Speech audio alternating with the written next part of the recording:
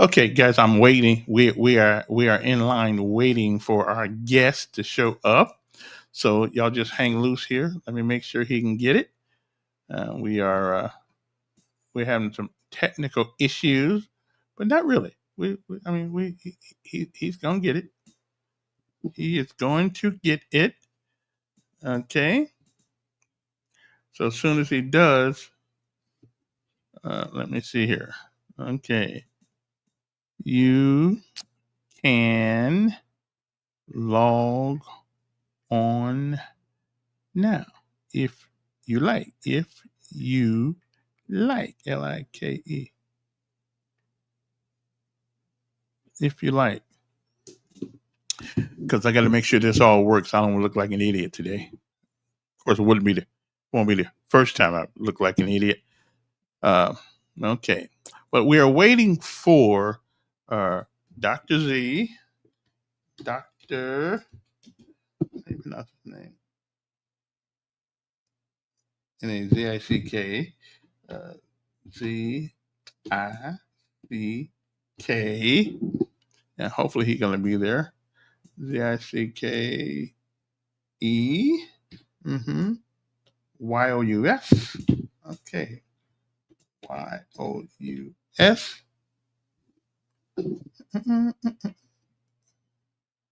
He's communicating with me through his cell phone at the moment. Okay, good. So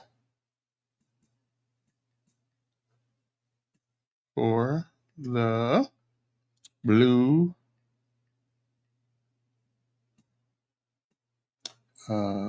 box, it says STREAMYARD.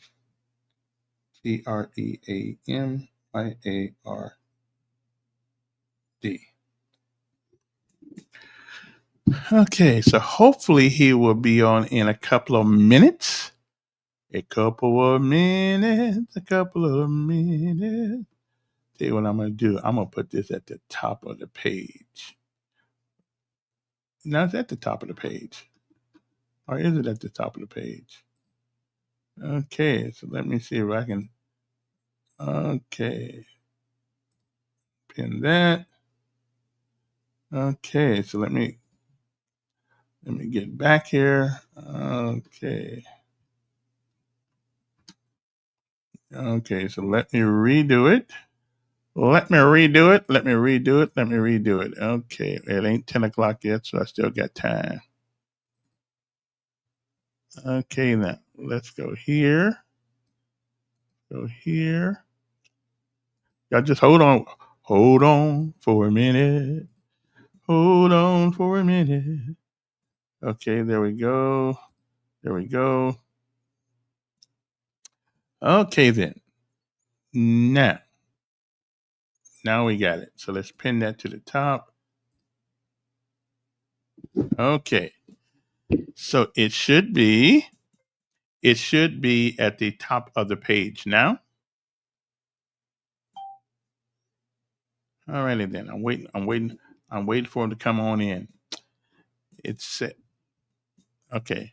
Redo it.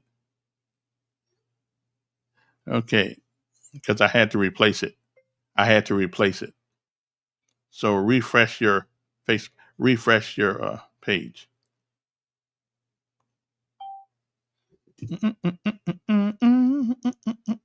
All this technology stuff, it's okay, but it's a pain in the butt sometimes. Okay? It's a pain in the butt, but now it's there.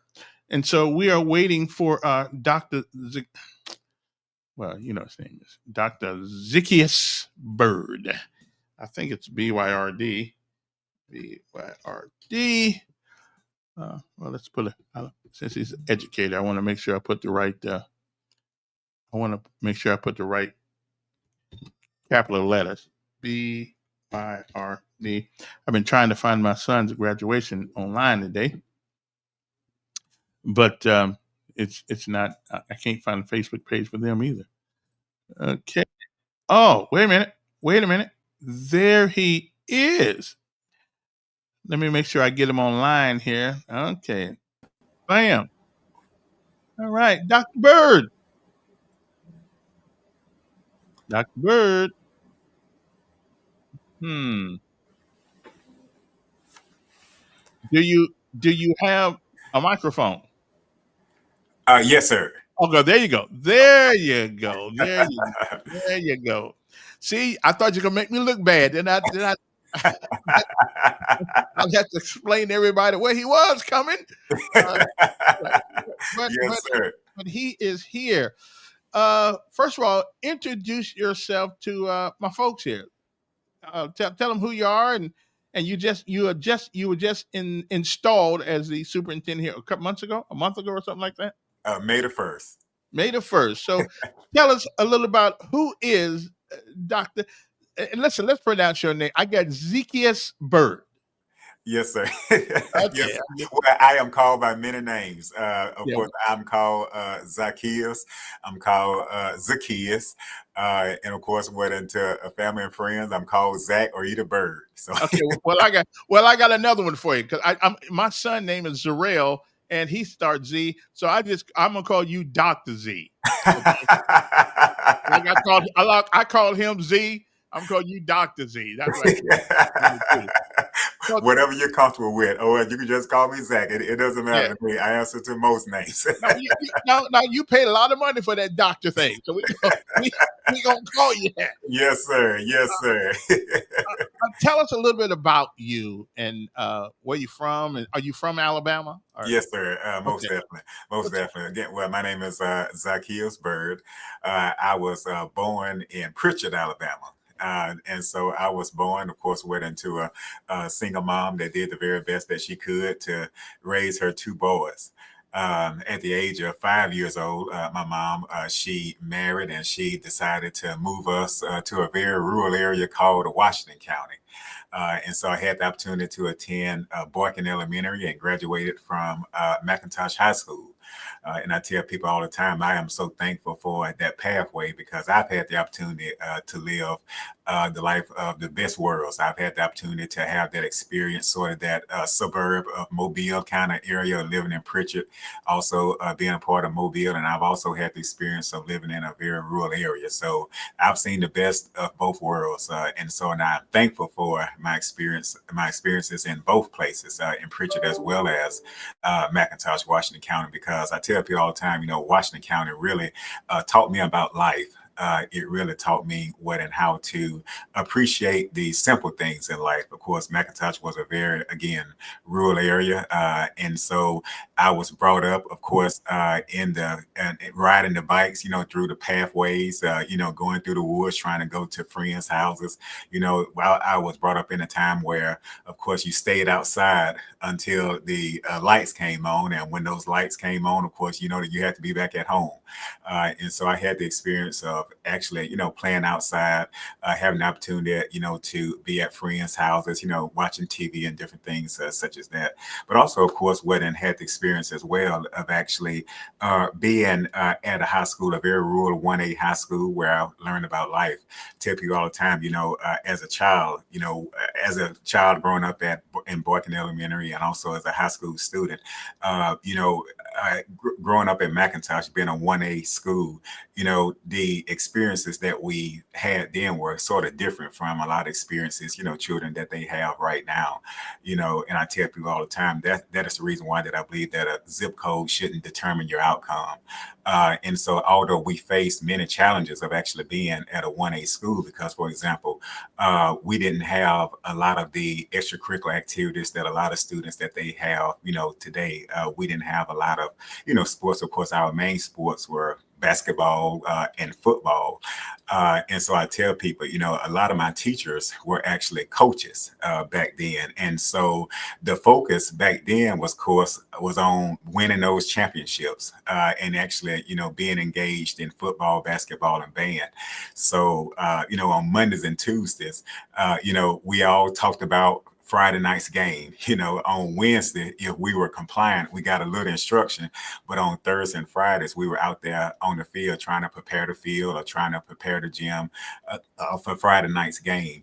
And so, as a child, we all thought that that was great. We thought that that was the best part about school until it was time for accountability, until it was time, of course, to take that Alabama high school graduation exam and take that ACT test. And that's when I realized, of course, even as a child, that I wasn't really college ready at the time. My high school, I didn't feel really prepared me for those high stake assessments, even though, again, I had great teachers that actually taught me about life. But the focus back then wasn't really on college and career.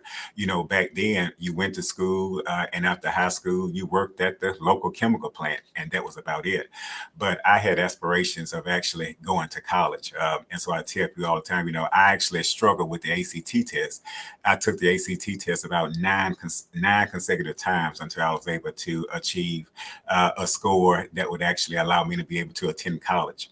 And I wanted, like most people, I wanted to attend Alabama State University. And I applied and eventually got in, but Alabama State didn't offer a scholarship. But it was a college by the name of Concordia College in Selma that actually gave me the opportunity. And I remember that my classmates, we had about 25 or 30 students in our senior class. And we were so excited when the admission counselor from Selma came down. And of course, that was one of the only admission counselors that we saw at the time. And so, of course, all of us were ready to go to Concordia and Selma. And that's what happened. About nine or 10 of us actually attended the same college in Selma, Concordia College. And so when we got there, of course, we were all excited. And I remember sitting in those classes, Kelvin, and when the professors were actually writing materials on the board, I remember sitting in a college algebra class. And I remember being so frustrated because I didn't know how to solve the problems. And so I was sitting there among all of those students, and I realized that they actually knew the answers. They actually knew how to solve the problems, and I didn't. And so it was at that time that I really realized that I needed help. And so my college experience was quite different from everybody else because, again, while everybody else was partying at night and different things such as that, I was in a tutorial lab. I was there trying to study. I was there trying to learn what everybody else already knew. And so that actually ignited a fire in me that I realized right then that I wanted to be a teacher, but not just any teacher. I wanted to be the best teacher. I knew that I wanted to be a principal because I wanted to make sure that no student that I had the responsibility of teaching, no student felt the way that I felt sitting in those classes. And I thank God. I thank God for those struggles because those struggles, they were for me. I was supposed to have attended Concordia because Concordia taught me about life.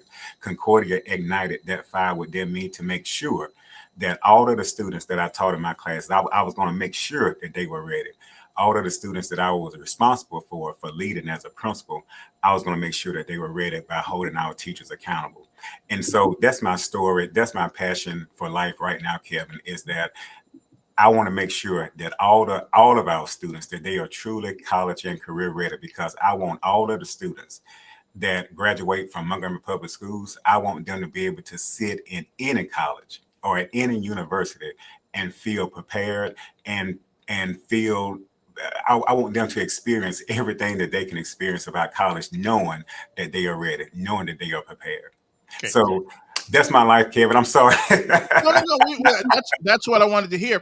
Let me ask them though. That there's an 800-pound gorilla sitting in the corner of the education complex, and I'm sure that you're an intelligent man, so I'm sure you have wondered about it. And that 800-pound gorilla is technology. Yes, sir. And and and is it really necessary that our kids focus on going to college all the time, except for the sciences? You can make more money doing a lot of things, work less, and make more money. Is it fair to the kids who really don't really care about going to college? Like I was one of those. I wanted to learn, but I wouldn't want to know people that want to. After getting out of 12 years of school, and come think, but I couldn't handle that. I got my GED on my 12th year. I was ready to go. Yes. I didn't. is it fair though to insist on the everybody wanting to go to college? I just think it's 800-pound gorilla in the room, and we don't, and we can ignore it all we want to, but it's there. So what do we how do we merge how do we merge the possibilities of both of those Yes, worlds? sir. And thank you so much for bringing that up, Kevin. And you're exactly right.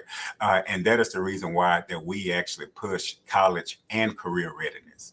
Again, because our students should have a choice. And you're exactly right. We should not just be pushing college. We should be pushing career readiness. And so that's exactly what we're doing here in Montgomery Public Schools, is that our students, they have all options. All options are on the table. And we actually push those options every single day. And all of our high schools have workforce development pathways. They have career development pathways. And so our students are exposed to, again, both college readiness and career readiness all at the same time. And so our students, they have that choice, because you are exactly right. There are some fields, there are some careers, again, wherein that simply require just a short-term or long-term certificate. And so we have great partnerships with our two-year colleges and universities. We have a great partnership with Trenum, and of course, all of our colleges and universities that we have right here in Montgomery County. And so our students, they are actually exposed to so much. We have so many resources right here in Montgomery, and we push all pathways right here in Montgomery Public Schools. My son partook of Impact, Yes, sir. and he really was impressed by it, to the extent that he evaluated his whole school uh, term from that, and he felt good about it. But what he didn't feel good about is the chaos in the rooms, the lack of respect. Um, I believe in discipline, and I realize that what the state of Alabama says, you can paddle kids. You can use corporal punishment over kids. The county that your bosses tell you, well, no, we ain't gonna play that. Now, if it worked for me, I don't know if it worked for you. It worked for me. Okay, and listen, In Washington County, and I'll tell you what, in Washington County, you received it all. So yeah. So I understand. And listen, everybody is about. We don't want to be sued here. We don't want to be sued that. Well, I'm hoping you got some of that thing like Joe Clark had. Okay? I'm hoping you willing to put it on the line for a greater outcome than I've seen in the last 4 years. Um, but tell me a little bit about your educational philosophy. I think you did. Actually, I think you just gave it to me yes, a few minutes ago. But my thing is discipline in the public school system. Okay, uh, we put up with kids, and now I listen. I've never seen a time where everybody's got an illness. Never seen it. Everybody's got a AD, DHD, AD, whatever they got. I mean, everybody got something. I always say ADHD can be beat with BELT. Okay, but that's just me. yes, Now, true, there are some kids that need a little extra help, yes, sir. but then I find out that we cannot have a school that is based on kids who are gifted. And gifted can be good and it can be bad, whatever the case may be. But rather, what we're doing is now we're putting them in the classroom throughout everybody's classroom. And basically, what we're doing, we're putting an albatross on that guy who can run the 40-yard dash in 14 seconds. Now has to be slowed down because we got to make sure that the other guy can catch up. So, aren't we sort of denying them their potential by holding them back sometimes because everybody's got to be in the same classroom almost? Yes, sir. Well, yes, sir. And I thank you so much for that question as well, Kevin. And let me go back, to address your question about discipline. I absolutely believe in discipline. And in Montgomery Public Schools, we are definitely following our board policies. Our teachers, of course, and they have received extensive training this summer regarding climate and culture. And as I tell people all the time, in climate and culture is very important. As a matter of fact, I have this saying, in that climate and culture, would actually eat academics for lunch. And that simply means what in that we have to make sure, of course, what in that our classrooms that they are well disciplined, where that our students that they actually understand the rules and procedures. Because again, before a teacher can actually teach, that teacher has to have control of that classroom. And so that is a huge priority in all of our schools. Again, it is our number one priority, as a matter of fact, because again, without that discipline, without that structure, without the students actually following the rules, so much time would be dedicated on trying to, again, get the classroom under control. And we need every minute of the day to make sure that we're actually focusing in on instruction. So we are working with our teachers, but Kevin, we can't do this without the assistance of parents. We have to have parents at the table, and we are begging for our parents to come to the table, and for the ones that are at the table, of course, to stay engaged, to stay engaged with us, and actually to help us to bring more parents to the table. Because again, we can't do this alone. Yes, we have rules. Yes, our teachers they have been trained on classroom management.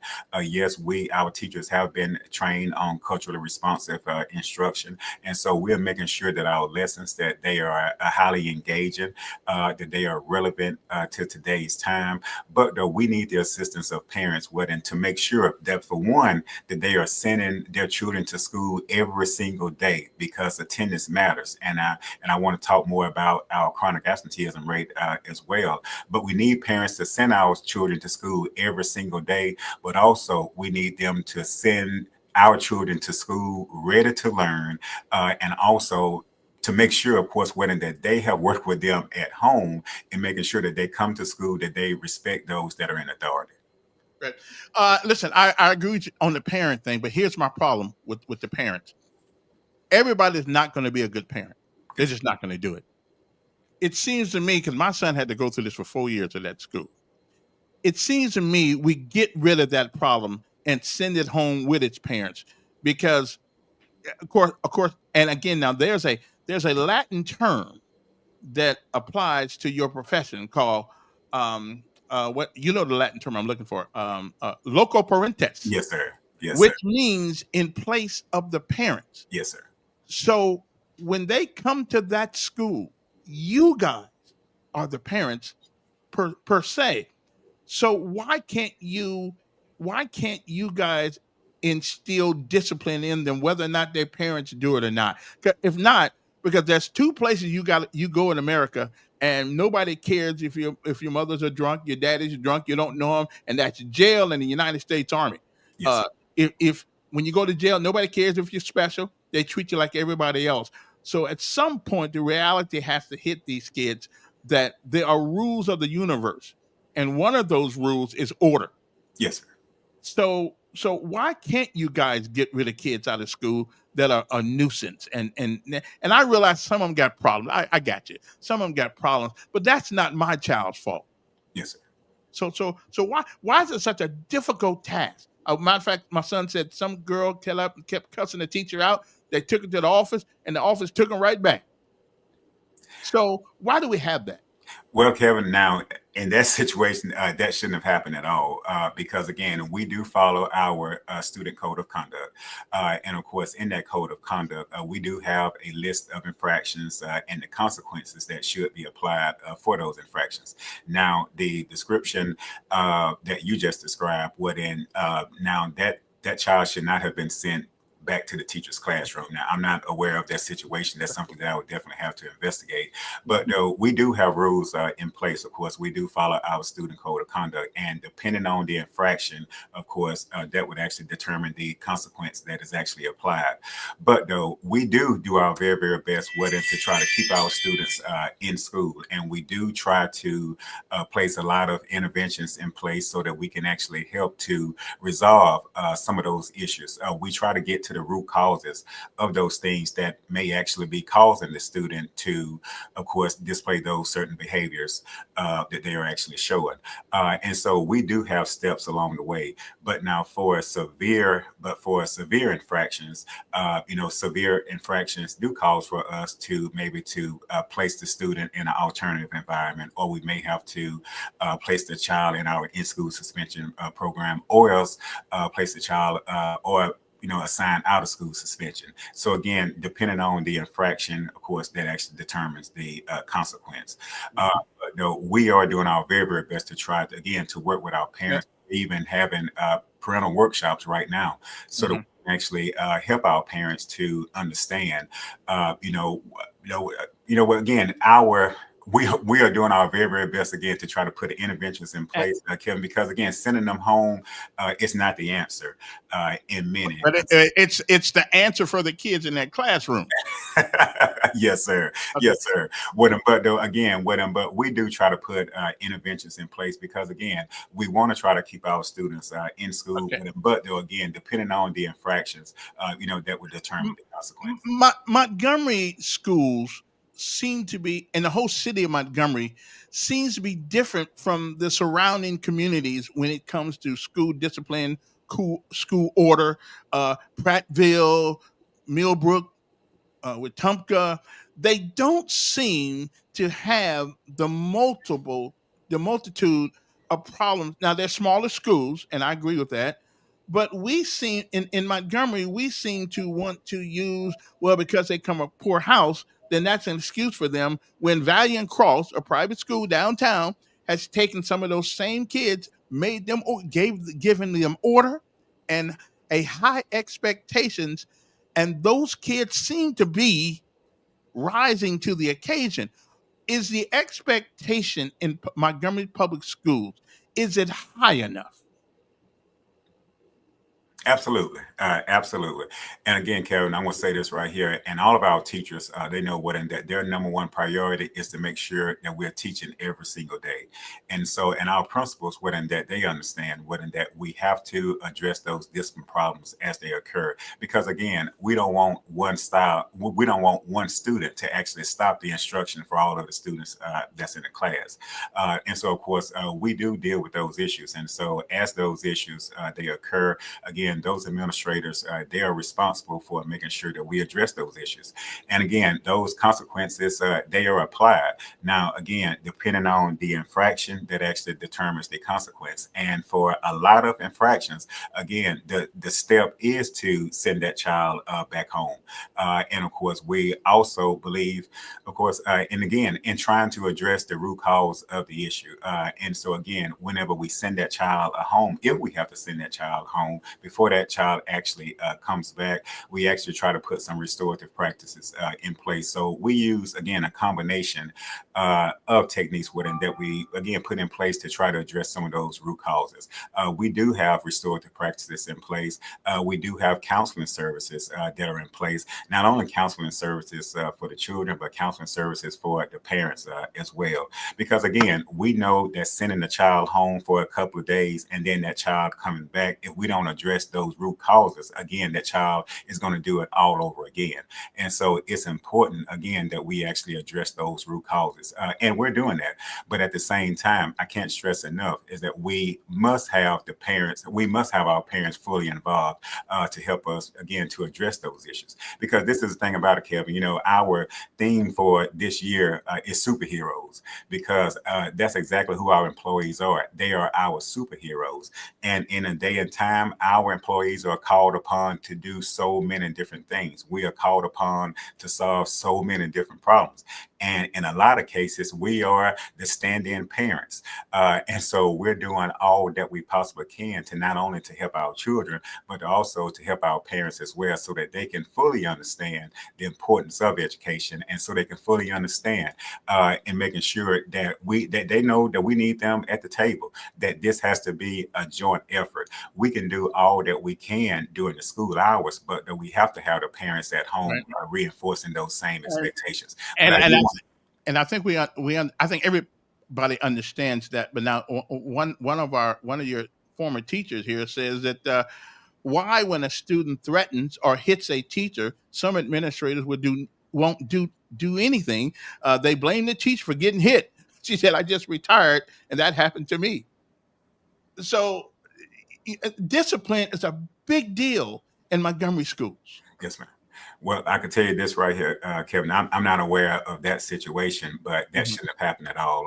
We do not allow our students, of course, whether to threaten any of our employees. We know, of course, that that is a very severe infraction that calls for a very severe consequence, and that consequence, of course, includes removing a child from the school, and it also includes involving local law authorities as well. So again, I'm not familiar with that situation, but in a situation like that, that is a very severe Right. situation, and it, of course, and it should have very severe consequences. Right. And again, you're not the no superintendent is totally uh, at fault all the time because you work for a couple of people. Okay, you work for mainly us, Yes, sir. but you also work under the instruction of the Board of Education. We won't even get into that one right now because that's who you work for. So we're not going to get political on that because I understand that even they disagree on things. Um, but they I think it's in our policy that we don't use corporal punishment in Montgomery County. Right. Corporal punishment is not allowed in Montgomery Public Schools. But it's by law it is allowed. Right, right. From several districts that I've been in actually allow corporal punishment. Right, yes, sir. But it's not allowed here in Montgomery Public Schools. Okay, I won't even get into that one right now because you and I can't solve that problem here. The governor came out with a Bill of Rights for teachers, and it's about time. But that Bill of Rights for teachers don't do any good unless you, the Board of Education, uh, gives them the support behind those Bill of Rights things. Okay, Exactly right. yeah, and teaching is a hard. Listen, you guys are the one thing we all got in common. Every last one of us. If we can read, Thank you, somebody taught us. teacher. Thank you, teacher. Yes, sir. Somebody taught us. Okay. One of the other things, your book of your ordinance book of behavior. In that book of behavior, it says everybody must wear a belt to school. I guarantee you, you go to any of your schools today, you'll see people without a belt on. Why is there a this tolerance for infractions of the code, and that's why nobody takes it seriously because you come to no belt, your shirt all out of your pants and all that stuff, and now even though you're not supposed to have phones in school. I walked one the other day, had phone all out. So there just seems to be there's no strict adherence to the policies that are on paper. How come? Yes, sir. Well, Kevin, well, our administrators and employees, they are definitely enforcing policies. Now, in regard, now you mentioned the belt issue. Again, now with that, again, what and keep in mind, of course, what in that, again, we don't want to, again, what and send our students what in home, again, for any reasons for such as a belt. If a student doesn't have a belt, then of course, we actually, in many of our schools, we actually have clothing closets and we actually, again, we provide them with a belt. And again, we actually we call the parents, we actually remind the parents, of course, of our rules. We remind our students of the rules. And if the student doesn't have a belt for that day, then we'll actually supply that belt. If the student continues to come to school without a belt, we try to find out the reason why that the student doesn't have a belt again, and we try to solve that issue. If the student is just merely being defiant, then again, we have rules in place that student might be sent to in-school suspension. If the student again continues to be defiant, and again, if we know that we have actually, for example, supplied that student with the belt and the student just refuses to wear, then again, we actually go through our steps, of course, for our consequences. And again, and as you mentioned, even with the cell phone policy. Again, we are following the Focus Act. Again, we have rules in place. Again, we have steps how we're actually addressing that. All of our schools are now equipped with the Yonder pouches. All of our students, they are supposed to lock their cell phones. For our high school students, they are supposed to lock their phones in their Yonder pouches upon entering the buildings. And of course, they are unlocked at the end of the day. So again, we are having to, again, this is a new act. Of course, school, we're just starting our third week of school. So we are having to remind some students, we're having to remind some parents, and we are following our procedures. If a student is actually caught with their cell phone out, that cell phone, it is retrieved and it is actually kept for 24 hours. And the parents, they have to come and pick it up. And so we are actually seeing a lot of success with that policy. But again, we will have some hiccups along the way. We've had to, again, even, send some students home, again, for the failure of actually adhering to the policy. So again, things are not going to be 100% perfect this early. But though, I can tell you this, that it is getting better every single day. And our students, for the most part, they are definitely following the law, and our administrators are implementing the law. One of our listeners or viewers asked, "What's the official policy regarding the smelling of marijuana in our schools? We smell it on the kids and their parents at the bus stops and on our morning walks." And I realize, and I think most of us realize, but if you smell like marijuana, that means marijuana smoking is going on in your house. Now, I don't care what goes on in your house. But when it comes to affecting, because marijuana, whether the knowledge is in, we know if it didn't do anything for you, nobody'd smoke it. Okay, so obviously it does something. It screws up the whole atmosphere. It taints the whole educational atmosphere if a child comes to school smelling like marijuana. What's the policy? So if a child comes to school smelling of marijuana, of course, that child is immediately kept in the office, and we actually call the parents.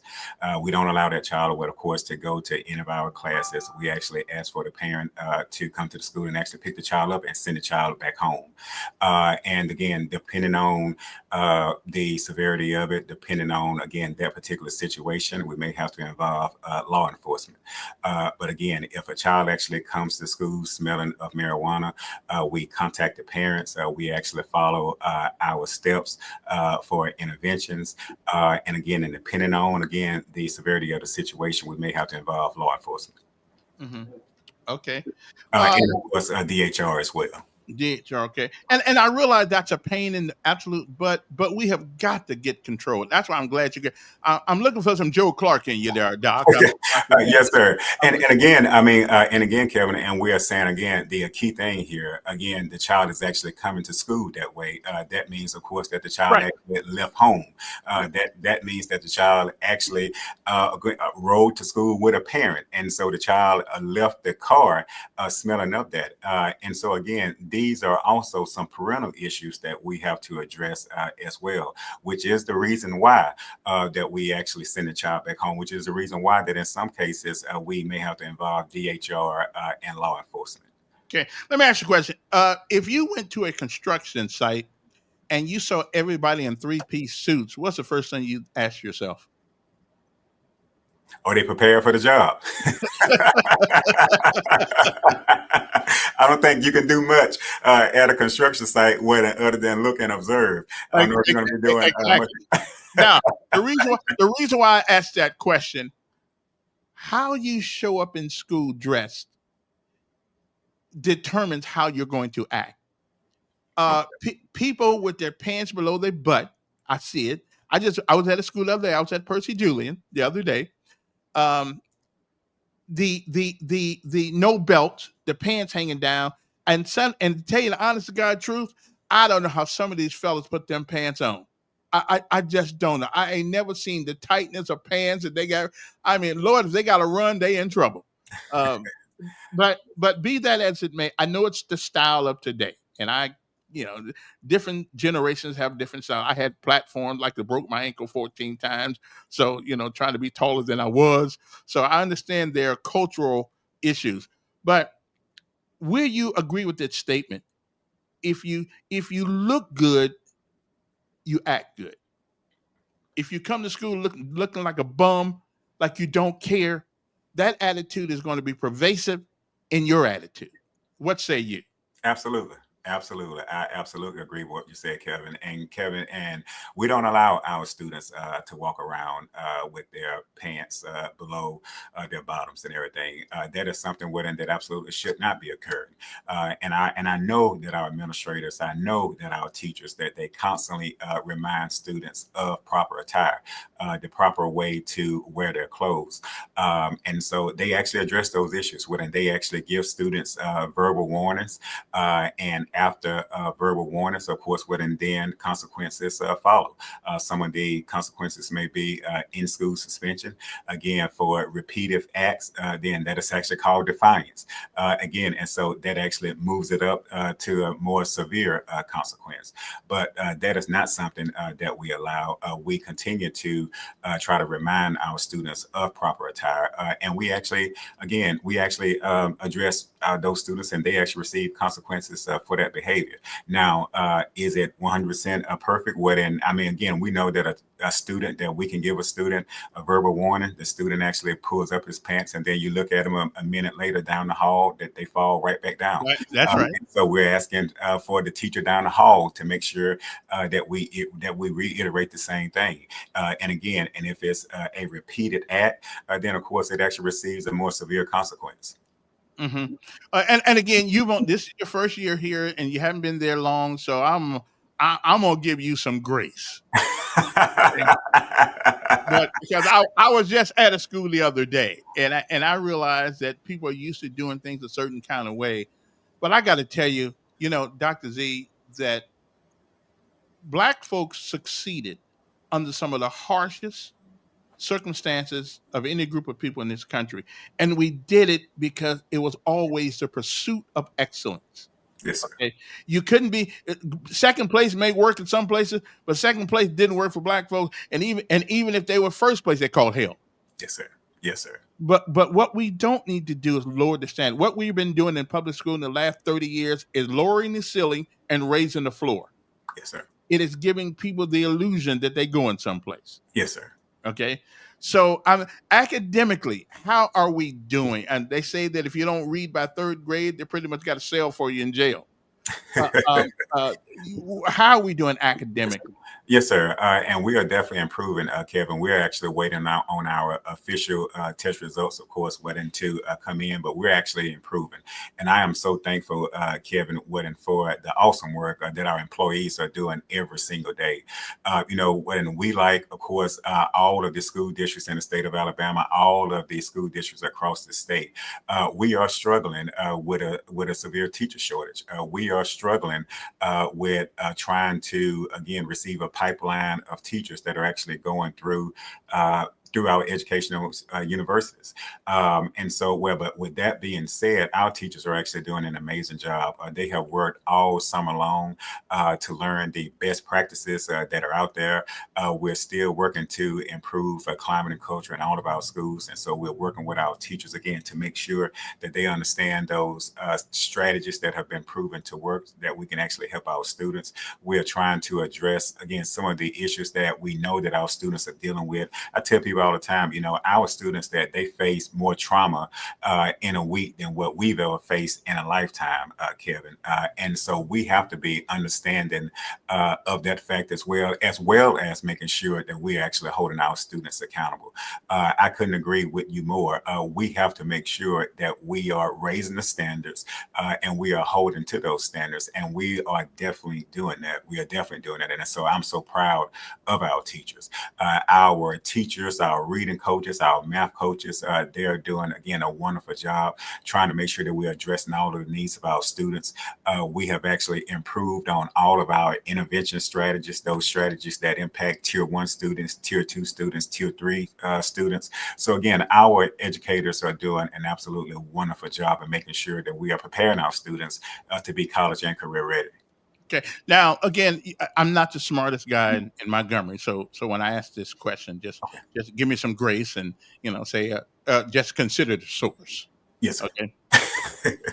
Um, there's an old big lie been told a long time that poverty is caused by, hold on, I got it. They blame lack of money for poverty. I say it is crime that creates poverty. What say you? Because if you don't, if your community is not very well educated, nobody's going to bring any businesses into your communities. You won't be able to have jobs, especially if it's littered with crime. So crime in itself is a big ingredient in poverty. What say you? Am I all washed up on that idea? What an Kevin, what an again, I absolutely believe, of course, what in that again, our number one job is to make sure that we are preparing our students to be college and career ready. We know, of course, what in that the more students that we actually send to college, the more students that we actually send to our technical schools for them to either get their degree or get their trade, the more successful our students are going to be. We have to make sure again that we are providing the workforce for our city, so again, I believe what in that in order for this to happen, we have to work hand in hand. The school district has to work hand in hand with the community. The school district has to work hand in hand with all of our stakeholders, again, to make sure that we are actually filling our city with students that are prepared for the next chapter in their lives.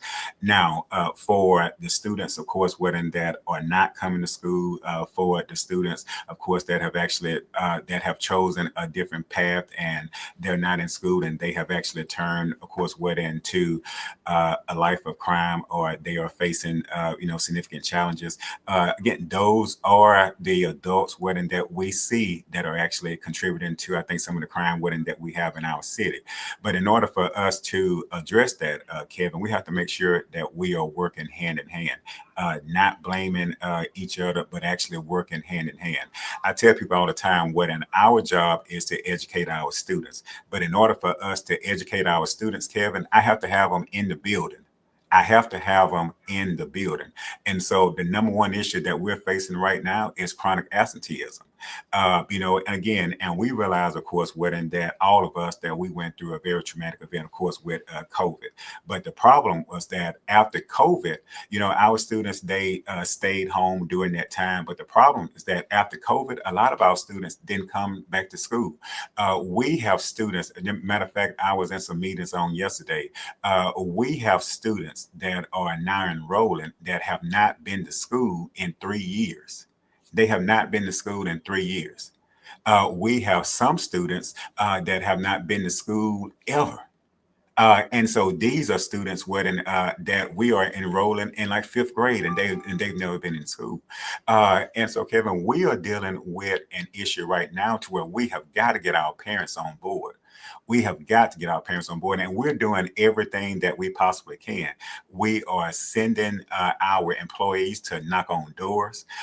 We have solicited the help from the DA's office. She's working with us. We are working with so many partners, such as HMFI. We are working with so many partners as we're actually trying to address this chronic Right. absenteeism rate. Mhm. Uh, I think I got a call for you, Dr. Z. Go ahead with Dr. Z. Dr. Z, that's the name you've been given. yes, That's, How are you, Dr. Byrd? I'm doing pretty good. How about you? Can he hear me? yes, he can. Yes.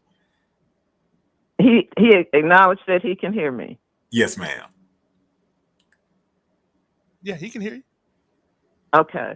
Dr. Byrd, my name is Brenda Irby.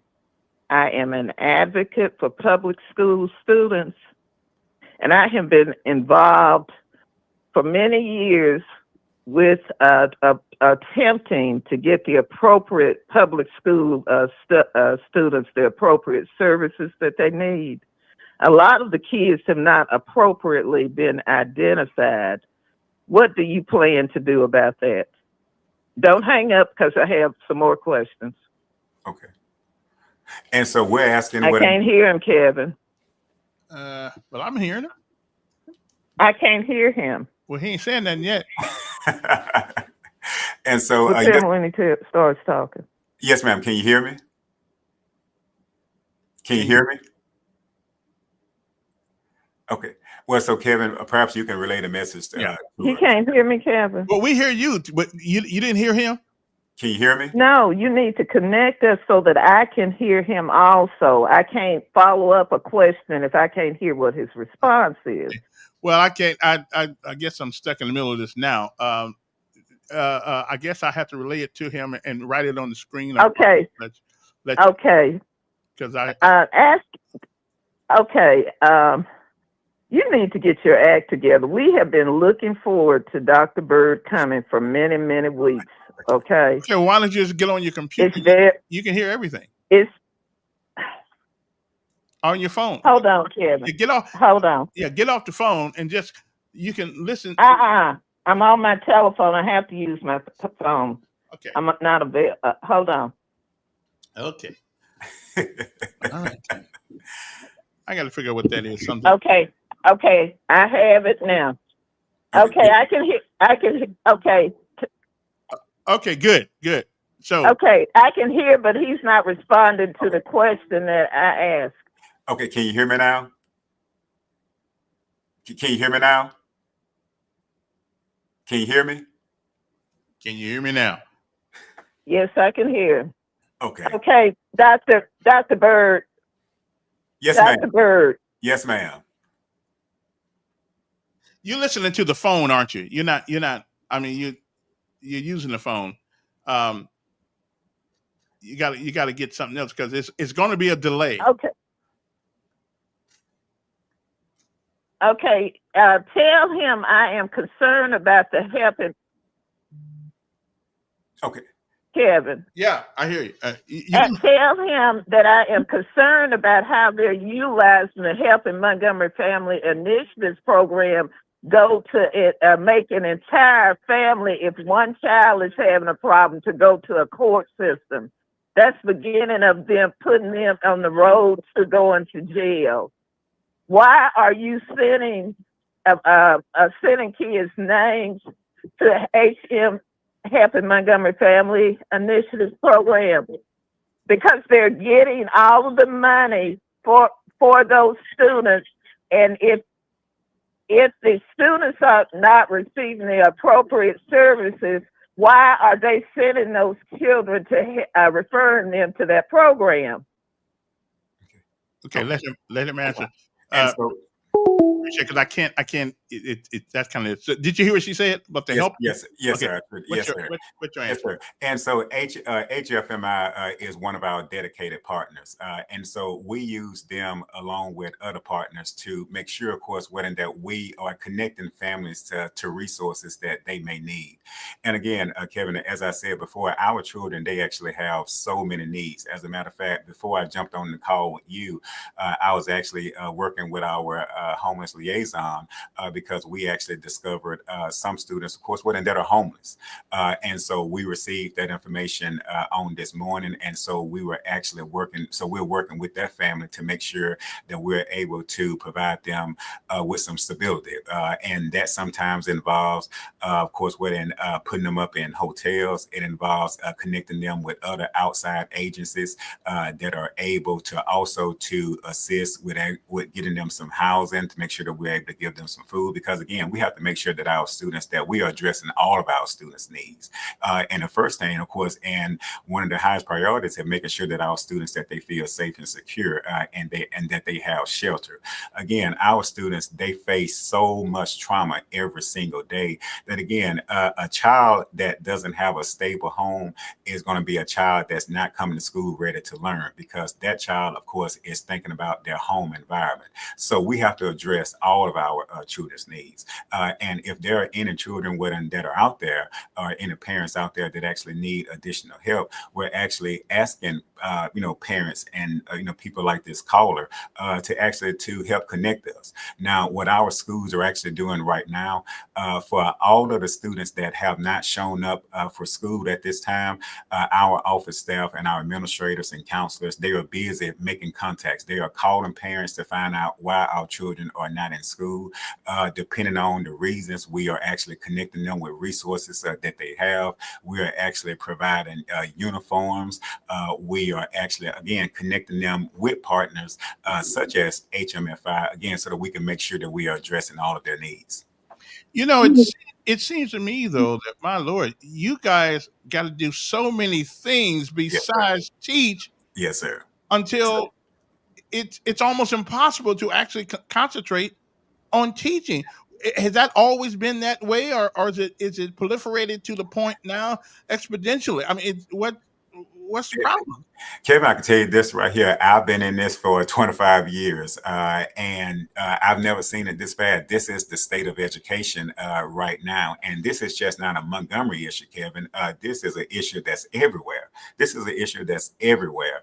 And so we are really, and again, like I said before, our theme for this year is superheroes, because again, that's our employees. They are absolute superheroes, because we are being called upon to do every single thing. We're being called upon to do every single thing.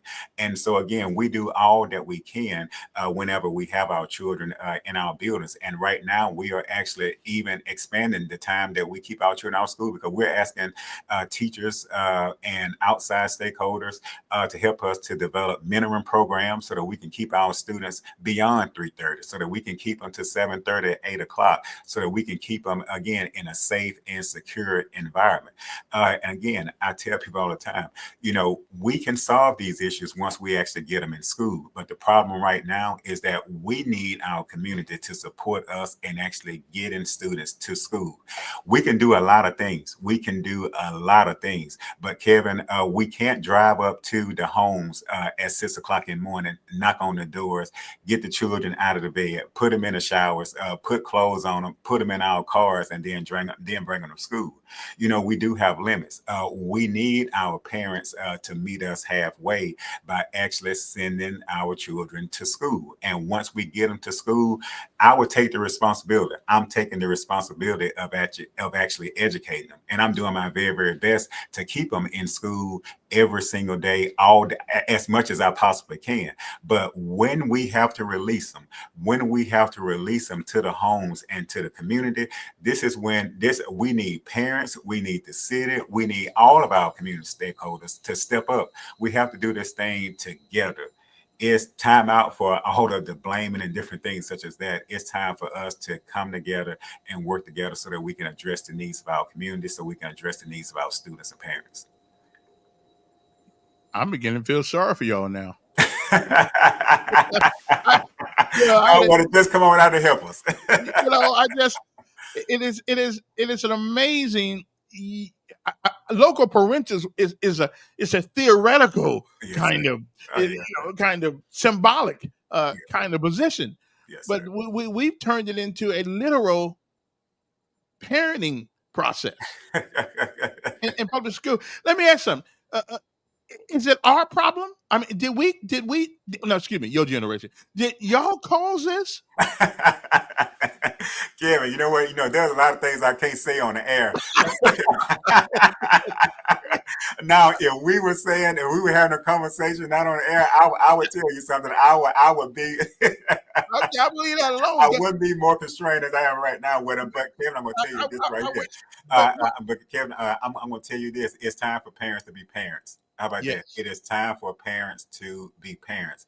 It's time, and again, I'm going to try to say this as constrained as I can possibly can with them, but it's time out for everybody trying to blame everybody. It's time for parents to actually be parents. We have to take responsibility of raising our own children. We can't continue to blame everyone else for the jobs that we didn't do. Absolutely. And I'm going to try to stop it right there. That is a great, a way to give that message out. I appreciate that. Yeah, because I hear what you're saying. Yes. I hear what you're saying. Wow, man, we could talk all day long about this. But our communities, we've got to stop. One thing we've done as a people, we make excuses for the things that parents don't do, parents do, kids don't do. Again, everybody don't have ADHD. Right. Okay, I but when I got here in 1991, it was called the crazy check. And everybody was getting a lot of people in public school were getting crazy. So you didn't send your kids to school to learn. You sent them to school so they get free money. Okay, and that's a whole different story. You didn't say that. I did. I didn't say No, no, I that. said that. No, I said that. Well, anyway, man, this school thing. Are you glad you took the job? Most definitely, most definitely, most definitely. Montgomery Public Schools, as I said before, it is a dream. It is a dream job, Kevin, and I absolutely believe in servant leadership, and I believe that I was sent here to serve, and that is exactly what I intend to do every single day. What in this position as superintendent gives me the opportunity. I feel as though that the Lord has enlarged my territory, and so with that responsibility comes the responsibility of actually being a servant to the people, to being a servant to this community, and that's exactly that's exactly who I am. I'm a servant, and I intend to be a servant to the people, and so I'm going to give it my all every single day, Kevin. And I tell people all the time, I'm not a politician. I don't want to be, but what I am, I'm a teacher. I'm a teacher within that absolutely believes that every child should receive a high quality education. I thank God that I've been blessed. I realize and I appreciate the struggles that I've been through as a child, again, which actually ignited my passion because, again, those struggles that I went through, they were for me. They were for me for this particular time because I'm always reminded how I felt when I was sitting in those classes. And again, I didn't feel prepared. I felt shame, but I actually did something about it. I made sure that I went back into my dormitory room and I studied day and night. I never attended a single party, Kevin. Back then, we called them. When we went to clubs, it was called a hole in the walls. I never had that experience at all. Again, because I was sitting in my dormitory room trying to catch up as to where I should have been. And so I don't want any students to have to experience that. I don't want any of our students to feel beneath anybody else because, again, they came from their school district. And so it is my mission every single day to hold people accountable, to hold adults accountable, but at the same time, provide them with the supports that they need to make sure we're giving our students and our parents every single thing that they need. And Okay. so, again, that's my passion. I'm going to give you the last word after I say this, though.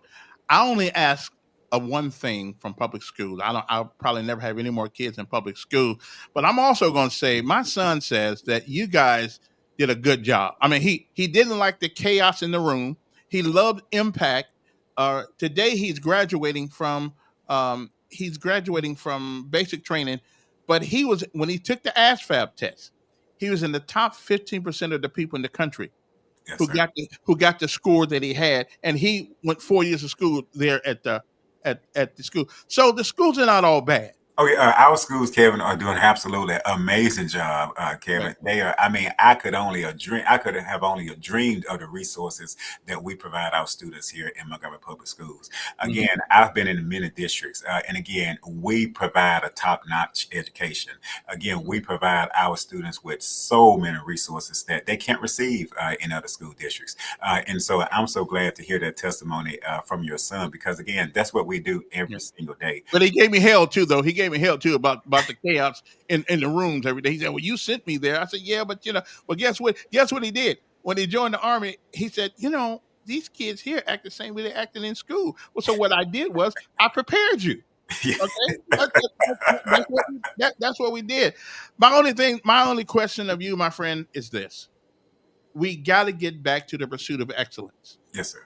And there's no room for third place, second place. You either at the table or you're on the menu. Yes, sir. Okay. Absolutely. So give me your last word and what do you want people to know and what's the Byrd. I don't know why I call you. I don't know Call why. me call me whatever you want to call me.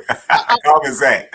Yeah, Zach, I don't know what the metric you use for success in that school, but I hope in the system, but I hope it is one again of excellence, uh being better. When I got on my knees last night, you know what I asked God to do? I'll tell everybody. make me a better person today than I was yesterday. That's it. And when you get done with our kids, your first 4 years, I want them to be better. So what's the last? I'll give you the last word, and you can tell the people what you want me to know. Yes, sir, Kevin, and I thank you so much. And what you said sums it up. We're going to make sure that our students that they are prepared. We have KPIs, key performance indicators, in place for just about every position. What we've done, Kevin, is that we've actually put accountability in place, because this is my message to our adults, to our employees. We are blessed, Kevin. We are blessed. We receive a paycheck every month. We have good health coverage. We have a good retirement plan. We have houses. We have cars. Our students deserve the same opportunities. Our students deserve the same opportunities that we have right now. And the only way that they are going to realize this good American dream is that we have to provide them with a high quality education. And so that's our mission every single day, that we're going to provide our students with a high quality education. Now, I believe that we have the best schools in this state. I see it every day. I see what our employees are doing every single day to make sure that our students, they are prepared. Do we have challenges? Yes, sir. In order to meet those challenges, we have to have everybody to the table. We have to have our parents to the table, meeting us half the way. And I can say this, Kevin. Our parents are doing just that. The majority of our parents are doing just that. And we have some, again, that we are having to work with, but we are doing that. We are reaching out. We're doing everything that we possibly can to get our parents involved. But my message is this right here. We're going to hold everybody accountable in making sure that we are providing our children with that high quality education. We're going to make sure that we are providing the workforce that our community needs so that our city can continue to thrive and grow. I take responsibility for doing that. Once our children, they enter our doors, I take full responsibility for doing that. But what I need help with actually getting our students to the doors. I need help with actually getting our students to class every single day on time. Right now, again, we have an issue with chronic absenteeism. Our students are missing too many days of school. And we need our parents to help us with that. We need our parents, again, to make sure that they are at school, but when they come to school, make sure that they are ready to learn. We need our parents, again, to reinforce those parenting skills that we had from years ago, to where our students, that they come to school knowing that they have to respect those in authorities. Again, instill those values at home so we don't have to start over and do it at school. And that's what we're having to do right now. But in doing that does take time away from the classroom.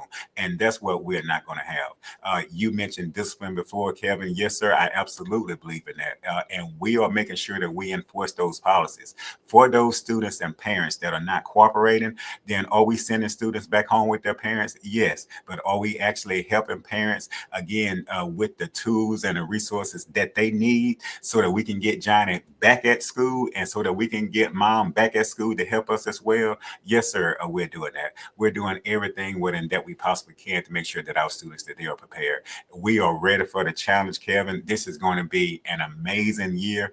And I think all of our stakeholders that they're going to see exactly what Montgomery Public Schools has in store.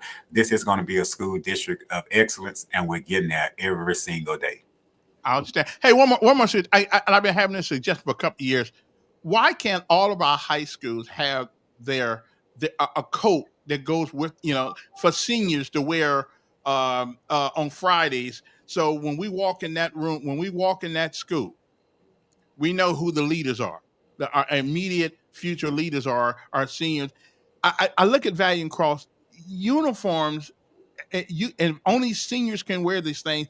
That shows people that they're the leader. You can walk in there and know who they are, and I think they'll act differently. I Yes, sir. think if we used to have the jackets for the football players and all that stuff, and that's fine. I don't know if they still give them out, but I would say each school needs its own uh, uh, uh, uh, attire, and that coat for seniors. And I'm telling you, it'll make a world of difference if you have them on and they're walking through that school, and every freshman in that school wants one of those jackets. Yes, I agree, Kevin. I agree. I think that that's a wonderful idea.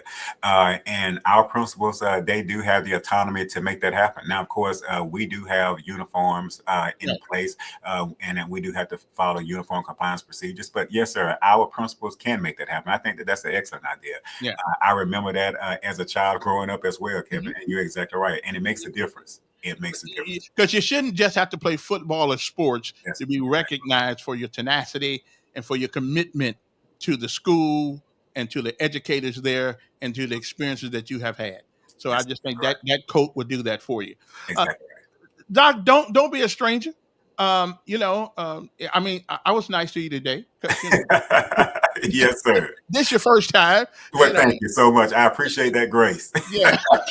And the first time is always we gonna be light on you. Yes, But, sir. don't expect this all the time. But I got you. I think you do. I think initially my impression of you is a real good one. Well, thank you so much, Kevin. I appreciate that. That means a lot. I appreciate it. Yeah. Now don't make me talk about you next time. Okay. I will try to stay off your bad list. How about that? I just said, thank you, sir. I appreciate it. Dr. Zickeyous Byrd. I'll call him Dr. Z. Y'all don't get to do that. Okay. Dr. Byrd, thank you, sir. I appreciate you coming on. And you can do this if you want the microphone again any other time. Just let me know. We have you on. And next time I got a bigger audience because I forgot to tell people you're coming on. But I'm gonna replay this tomorrow and let people know you'll be on so they can see what your policy is, what your philosophy is, and get to know who you are. Thank you so much, Kevin. Thank you so much for this opportunity. Thank you, sir. Appreciate it. Thanks. All right, guys, we gotta go. My time is just about up. See, normally I don't do this on Friday.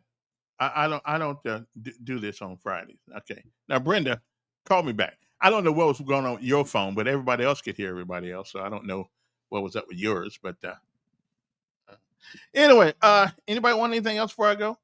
Anyway, we're gonna redo it. I don't work on Friday, so this will be tomorrow. This will be tomorrow's show in the 8 to 9 hour, and you'll be able to hear them again. Okay, so I gotta run. Should I play it tonight? No, I shouldn't play it tonight. Let's play it tomorrow. Okay. So gotta go. Thank you guys for tuning in, and I want to take Dr. Byrd for taking his time out of his office, and he did pretty good, as a matter of fact. And Brenda, I think the phone was your issue, not mine. But we'll check that out Nate, next time.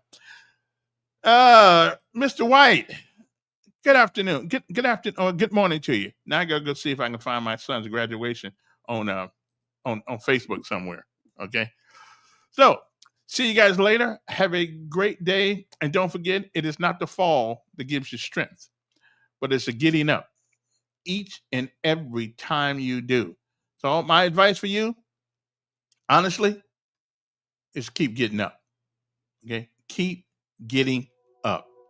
If you fall down, get up. All of us have failed. All of us have fallen. But that doesn't make us a failure. We just got to get up and try it one more time. Morning to you. Have a great day. And thanks for listening or tuning in or looking at whatever you're doing. See you later. Thankful whispers in a gentle breeze. Grateful heart with such sweet ease. Thank you, Lord, for every breath I take, for the love that heals and the joy you make in the tapestry of life. I see your grace, every moment filled with your warm embrace.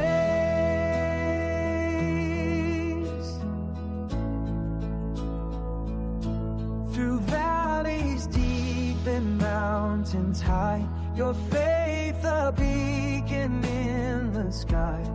Every trial with lessons wrapped tight, in every shadow you are my light. As far as I love that boy, but I love me too. So, Hold on. I gotta back up. Okay. You know what I do sometimes, right? I can't drive very long. I get sleepy going to Prattville. Okay. I don't like to run off the road one day from Montgomery to Prattville. Something about the freeway just actually, it traumatizes me. I don't know why, but it does. Okay. I'm more scared to get on the freeway sometimes than I am jumping out of the airplane. I can't do it, but I'm working on it. I am. I promise I am. Anyway, I got to go now. Rashad just dogged me about my not being at his graduation. Well, I'm going to be there via the internet here in a minute. See ya. Just wouldn't want to be ya.